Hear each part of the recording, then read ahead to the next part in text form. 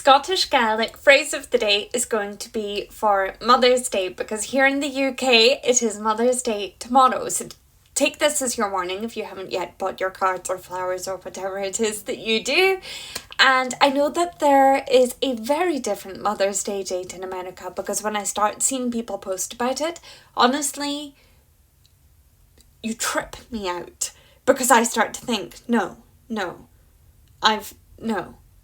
Okay, like I've done this. So make sure to let me know if it's different in your country or wherever you live, but tomorrow in the UK, Mother's Day. Okay, so Mother's Day in Scottish Gaelic is maa-reech-in.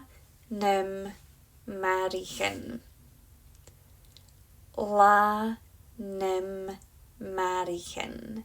And if you say that a little bit quicker, maa-reech-in.